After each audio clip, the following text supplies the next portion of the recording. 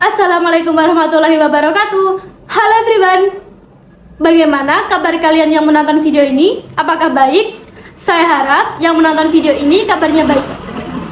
Sebelumnya, perkenalkan, nama saya Puspita Hana Mufida, kelas 2F, program studi Akuntansi Syariah, Universitas Islam Negeri Raden Mas Said Surakarta. Video ini saya buat untuk memenuhi tugas UAS mata kuliah Islam dan Budaya Jawa yang diampu oleh Bapak Zaini Fajar Siddiq, SHMH. Kali ini saya akan melakukan sebuah diskusi yang bertemakan sejarah masuknya Islam ke tanah Jawa. Dan dalam diskusi ini saya akan ditemani oleh seseorang yang akan melengkapi keseruan diskusi kita pada hari ini, yaitu Kak Hanifah Asma Latifah atau biasa dipanggil dengan nama Kak Hanifah. Di sini sudah hadir teman diskusi kita pada hari ini, yaitu Kak Hanifah. Hai, halo, salam kenal semuanya. Halo Kak Hanifah, bagaimana kabarnya hari ini? Alhamdulillah, baik, luar biasa. Nah, kita di sini mau berdiskusi dengan tema sejarah masuknya agama Islam ke tanah Jawa. Nah, Kak Hanifah itu tahu nggak bagaimana sejarah masuknya agama Islam ke tanah Jawa? Oh iya, tahu, tapi cuma sedikit ya. Dulu saya pernah mempelajari bagaimana sejarah masuknya Islam ke tanah Jawa, yaitu diyakini dulu Islam masuk dan berkembang di tanah Jawa, khususnya di Jawa Timur pada masa pemerintahan Hindu. Salah satu bukti masuknya Islam ke tanah Jawa yaitu ditemukannya batu nisan Fatimah binti Maimun di Leran, Bekasi. Iya betul. Jadi bukti dari sejarah masuknya agama Islam ke tanah Jawa salah satunya yaitu ditemukannya batu nisan Fatimah binti Maimun di Leran Gresik yang berangkat tahun 1082 Masehi. Saya mau tanya nih, bagaimana awal masuknya agama Islam ke Nusantara dan sampai akhirnya bisa menyebar di Pulau Jawa? Oke, saya akan menjawabnya. Para ahli sejarah itu menetapkan ada 4 teori masuknya agama Islam ke Indonesia, yaitu teori Gujarat, teori Persia, teori Cina, dan teori Arab. Untuk itu kita akan membahas untuk teori yang pertama, yaitu teori Gujarat. Teori ini dikemukakan oleh seorang ilmuwan Belanda bernama J.P. Snopel yang didukung oleh Snop Hugronje. Nah, teori Gujarat beranggapan bahwa agama Islam dan kebudayaannya dibawa oleh para pedagang dari daerah Gujarat atau India yang berlayar melewati Selat Malaka. Teori Gujarat menjelaskan bahwa Islam secara masif berkembang di Nusantara sekitar abad ke-13 Masehi. Kalau memperkuat teori Gujarat itu apa ya? Nah, Teori Gujarat itu diperkuat dengan penemuan makam Sultan Samudra Pasai Malik As-Saleh pada tahun 1297, makam Maulana Malik Ibrahim yang keduanya bercorak Gujarat, serta tulisan Marco Polo. Untuk teori yang kedua yaitu teori Persia. Teori ini didukung oleh Husain Jaljaludiningrat dan Umar Amin Husain. Mereka berpendapat bahwa Islam masuk ke Nusantara melalui para pedagang Persia, bukan dari Gujarat. Nah, teori ini tuh tercetus karena pada awal masuknya Islam ke Nusantara di abad ke-13, ajaran yang marak saat itu adalah ajaran Syiah yang berasal dari Persia. kalau bukti lain dari teori Persia itu apa? Nah, bukti lain yaitu peringatan 10 Muharram Islam Persia yang serupa dengan upacara peringatan bernama Tabud atau Tabut di beberapa wilayah Sumatera, khususnya itu Sumatera Barat dan Jambi.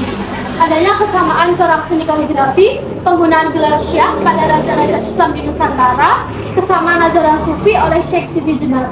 Untuk teori yang ketiga yaitu teori Cina. Menurut teori Cina, Islam itu berkembang di Nusantara berasal dari para perantau Tiongkok. Agama Islam sendiri berkembang di Cina pada masa dinasti Tang. Menurut Sumanto Al-Qurtubi, pada masa dinasti Tang di daerah Kanton, Zhangzhou, Guangzhou, dan pesisir Cina bagian selatan telah terdapat sejumlah pemukiman Muslim. Teori Cina diperkuat dengan beberapa bukti, di antaranya Raden Patah atau Raja Demak yang merupakan keturunan Tiongkok. Penulisan gelar raja-raja Demak dengan istilah Cina, masjid-masjid yang memiliki arsitektur Tiongkok dan catatan yang menyebutkan bahwa pedagang Tiongkoklah yang pertama menduduki pelabuhan-pelabuhan di Nusantara. Untuk teori yang keempat yaitu teori Arab. Nah, teori Arab itu didukung oleh beberapa tokoh seperti Buya Hamka dan Kang Maymun. Teori Arab diperkuat dengan adanya sebuah perkampungan di Arab di Barus, Sumatera Utara yang dikenal dengan nama Bandar Khalifah. Di Samudra Pasai, mazhab yang terkenal adalah mazhab Syafi'i. Mazhab ini terkenal di Arab dan Mesir pada saat itu. Oke, untuk bukti lain dari teori Arab ini yaitu digunakannya gelar Al-Malik pada raja-raja Samudra Pasai. Menurut teori Arab, Islam masuk ke Nusantara pada abad berapa? Dalam teori Arab dijelaskan bahwa Islam masuk ke Nusantara pada abad ke-7. Waktu Islam masuk pertama kali ke Indonesia, itu kan terbagi menjadi 3 usulan, itu oleh Aisyah. Nah, waktu Islam pertama kali masuk ke Indonesia itu terbagi menjadi 3 usulan, yaitu abad ke-7, abad ke-11, dan abad ke-13. Untuk itu kita bahas dulu untuk abad yang ke-7. Nah, abad ke-7 itu Islam pertama kali masuk ke Indonesia pada abad ke-7 Masehi. Perdagangan maritim menjadi jalur utama penyebaran agama ini. Pedagang-pedagang muslim dari berbagai wilayah seperti Gujarat, India, dan Timur Tengah datang ke pelabuhan-pelabuhan Indonesia membawa bersama ajaran Islam. Untuk yang kedua yaitu abad ke-11. Bukti yang mendukung teori ini yaitu ditemukannya lisan Fatimah binti Maimun yang tertera pada tahun 1082. Juga ditemukan jimat yang bertuliskan demi Allah Muhammad yang diperkirakan dari abad ke-19 atau ke-11. Untuk yang ketiga yaitu abad ke-13. Nah, kerajaan-kerajaan Islam seperti Samudra Pasai di Aceh dan Kerajaan Demak di Jawa muncul sebagai pusat-pusat penyebaran agama dan kebudayaan Islam. Kira-kira apa saja yang metode penyebaran Islam di Indonesia? Nah, media penyebaran Islam di Indonesia itu ada beberapa, seperti perdagangan, perkawinan, tasawuf, pendidikan, kesenian, dan politik. Untuk yang pertama yaitu perdagangan. Nah, perdagangan maritim menjadi salah satu jalur utama penyebaran Islam di Indonesia. Melalui interaksi perdagangan, ajaran Islam dikemukakan kepada masyarakat setempat. Untuk yang kedua, perkawinan. Ketika pasangan dari berbagai latar belakang agama menikah, seringkali salah satu pihak akan memeluk agama Islam, memungkinkan penyebaran ajaran Islam melalui keluarga dan generasi berikutnya. Yang ketiga yaitu tasawuf. Melalui praktik-praktik keagamaan yang mendalamkan dimensi spiritual, ajaran tasawuf mempengaruhi dan menyatu dengan budaya lokal, menghasilkan tradisi keagamaan dan spiritualitas yang khas. Untuk yang keempat yaitu pendidikan. Pesantren menjadi tempat berkembangnya pemahaman agama Islam. Para santri diajarkan tentang ajaran-ajaran Islam, hukum-hukumnya, serta praktik ibadah. Nah, yang kelima itu kesenian. Seni dan budaya Indonesia memiliki pengaruh besar dalam penyebaran Islam.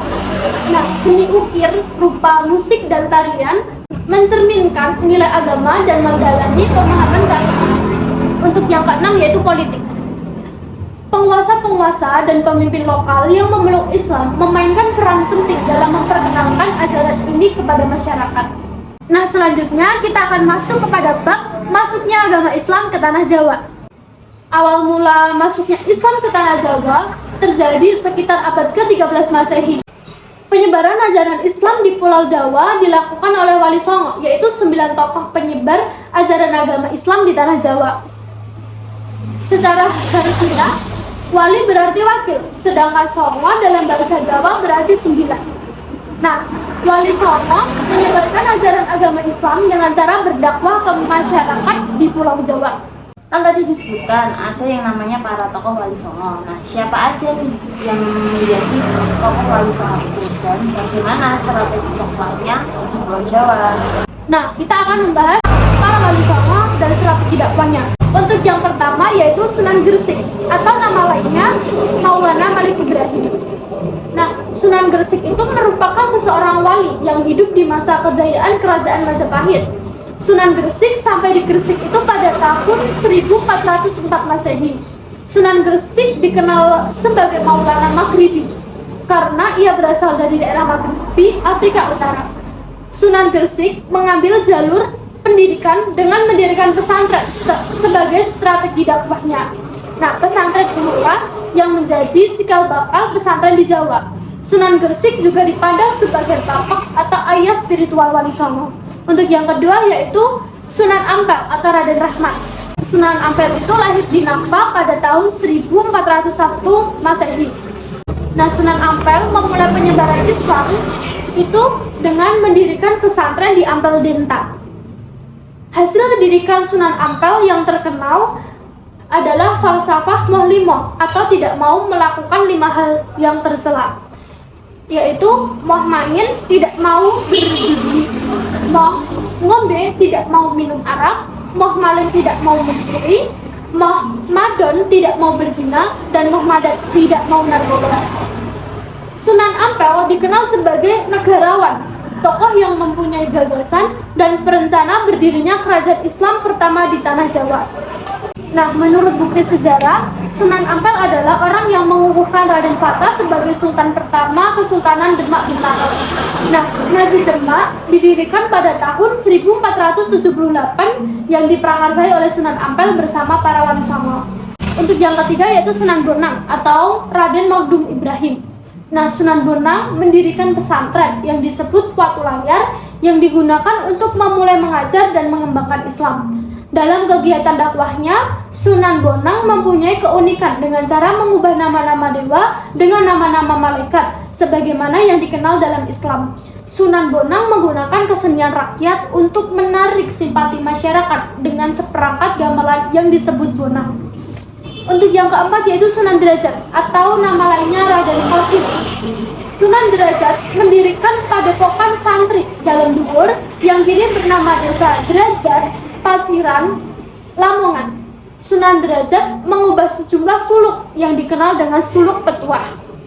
Nah, dalam bidang kesenian itu Sunan Derajat mengubah tentang Jawa Macopat, Pangkur, dan juga memainkan wayang sebagai dalang. Sunan Derajat mempelopori adanya santunan yatim piatu, fakir miskin, dan orang sakit. Untuk yang kelima yaitu Sunan Kalijogo atau Raden Said. Nah, Sunan Kalijogo merupakan salah satu wali yang asli orang Jawa. Sunan Kalijogo memilih kesenian dan kebudayaan sebagai sarana untuk berdakwah. Sunan Kalijogo menggunakan seni ukir, seni wayang, terus seni gamelan, dan suluk sebagai sarana dakwah. Sunan Kalijogo menciptakan baju takwa, perayaan sekatenan, grebek maulud, layang Kalimasodo, dan lakon wayang Petruk Jadi Rojo. Sunan Kalijogo terkenal sebagai seniman, ahli dalam seni suara, seni ukir, kasusastraan, seni busana, dan seni pahat. Oh iya, tradisi sekaten itu apa ya? Oke, pertanyaan menarik dari Kak Hanifah. Apa itu tradisi sekaten? Jadi, sekaten itu berasal dari kata syahadatain yang berarti persaksian dua dalam bahasa Arab. Pendapat lain mengatakan bahwa nama sekaten berasal dari kata sekati yang berarti nama perangkat gamelan pusaka keraton, suka dan ati yang berarti senang hati, atau sesek dan ati yang berarti sesak hati.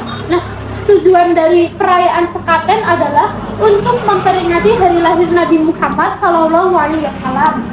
Selain itu, tradisi ini juga berfungsi sebagai sarana penyebaran agama Islam yang dilakukan oleh Sunan Kalijogo. Kita akan melanjutkan ke Sunan Kudus. Sunan Kudus atau Jafar Shadiq. Sunan Kudus mendirikan masjid di daerah Kloran yang dikenal dengan nama Masjid Al-Aqsa atau Al-Manar. Cara Sunan Kudus berdakwah dengan masyarakat Kudus adalah dengan memanfaatkan simbol-simbol Hindu-Buddha yang telah ada di masyarakat. Nah, hal ini terlihat dari arsitektur Masjid Kudus, bentuk menara, gerbang, dan panturan atau padasan wudhu yang melambangkan 8 jalan Buddha atau Asta Sungiko Margo. Sunan Kudus menciptakan tembang Mas Kumambang, Mijil, serta Gending Asmarodono. Untuk yang ketujuh yaitu Sunan Giri atau Raden Paku atau Ainul Yakin. Sunan Giri mendirikan pesantren di daerah Giri yang bukan hanya menjadi tempat pendidikan saja, tetapi juga sebagai pusat pengembangan masyarakat. Pesantren Giri berkembang menjadi salah satu pusat kekuasaan yang disebut Giri Kedaton. Nah, Sunan Giri menciptakan dinding pucuk yang bernuansa Jawa dan syarat akan makna Islami. Karya Sunan Giri berupa permainan atau tebang anak-anak, diantaranya gula ganti, jamuran, jelungan, jor, dan cublak-cublak sumeng. Untuk yang ke-8 yaitu Sunan Muria atau Raden Umar Said. Sunan Muria menyebarkan agama Islam dan bergaul dengan rakyat jelata sambil mengajarkan keterampilan bercocok tanam, berdagang, dan melaut. Sunan Muria dalam dakwahnya tetap mempertahankan kesenian gamelan dan wayang sebagai media dakwahnya. Sunan Muria itu menciptakan tembang sinom dan kinanti. Sunan Muria juga mengisi tradisi Jawa dengan nuansa Islami seperti Nelong Dino, Mitong Dino, Nyatos Dino, dan sebagainya. Untuk yang ke-9 yaitu Sunan Gunung Jati atau Syarif Hidayatullah atau Fatahillah. Sunan Gunung Jati merupakan pendiri dinasti Raja-Raja Cirebon serta pendiri Kesultanan Cirebon dan Banten. Keberadaan Syarif Hidayatullah dan kesultanannya membuktikan ada 3 kekuasaan Islam yang hidup bersamaan saat itu, yaitu Demak, Giri, dan Cirebon. Nah, Demak itu dijadikan sebagai pusat dakwah, pusat studi Islami, dan sekaligus kontrol politik para wali. Kesimpulan yang dapat kita ambil dari diskusi yang kita lakukan pada hari ini yaitu awal mula masuknya agama Islam ke tanah Jawa terjadi sekitar abad ke-13 Masehi. Buktinya yaitu ditemukannya adanya batu nisan Fatimah binti Maimun di lereng Gresik yang berangka tahun 1082 Masehi. Penyebaran agama Islam di tanah Jawa tidak lepas dari peran Wali Songo yang memiliki strategi dakwah yang dapat diterima dengan baik oleh masyarakat Jawa. Strategi dakwah yang digunakan oleh Wali Songo yaitu melalui pendekatan kebudayaan, pendidikan, dan kesenian. Kesenian itu seperti gamelan, lagu, dan pewayangan yang dikemas secara menarik dan dapat diterima secara mudah oleh masyarakat Jawa. Sekian diskusi yang kita lakukan pada hari ini. Terima kasih telah menonton video ini. Sekian, terima kasih. Wassalamualaikum warahmatullahi wabarakatuh.